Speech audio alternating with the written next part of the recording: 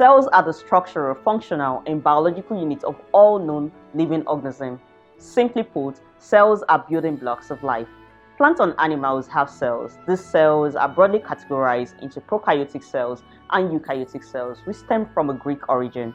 Pro meaning before, eu meaning true, and kaion meaning not or kernel, which connotes the structure of the nucleus. Prokaryotic cells are cells with no membrane-bound nucleus, while eukaryotic cells are cells with a membrane-bound nucleus. Examples of prokaryotic cells are bacteria and blue-green algae, while eukaryotic cells include plants, animals, and some fungi. Organelles are the subunits of cells that have specialized functions. These organelles include, but not limited to, nucleus, chloroplast, ribosome, endoplasmic reticulum, and Golgi apparatus.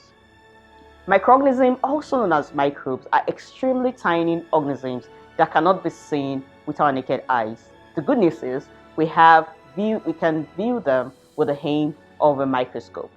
These minute creatures are usually smaller than 100 micrometers. Types of microorganisms include bacteria, fungi, and viruses. Note that these types are a broad classification with diverse subtypes. The bacteria that causes cholera is known as Vibrio cholerae, while the fungi that causes aspergillosis is known as Aspergillus. Hepatitis B and C are caused by viruses.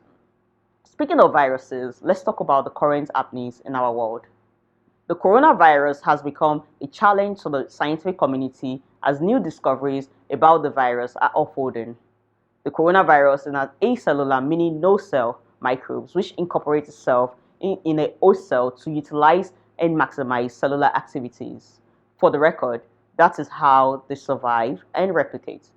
The interaction between living components and the environment takes us on a voyage of discovery.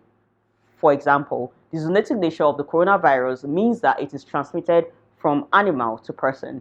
Investigations uncover that the SARS-CoV was transmitted from civet cats to humans, and the MERS-CoV was from dormitory camels to humans. At the end of this chapter, you should be able to distinctively differentiate between plants and animal cells, highlighting the presence of chloroplast as a striking difference between the cells. The importance of scientific method in biology cannot be overemphasized. In our fight against coronavirus, scientists have been able to apply the scientific method by firstly asking questions about the origin, biology, genetics, and epidemiology of the virus. They went further to conduct background research based on their inquiry and ended up with hypotheses about the virus. They subjected this hypothesis to a series of experimentations whose positive or negative result would determine their next course of action. If the results were negative, they began the process of asking questions. But if positive, they recorded their observation and analyzed the meaning of the data, which ultimately summarized their conclusion. In a nutshell, that's a vivid description of the scientific method at work. Finally, in this chapter, you will learn that not all microorganisms are bad. Although we're confronted with a deadly microorganism such as the coronavirus, the positive roles microorganisms play in human health are tremendous.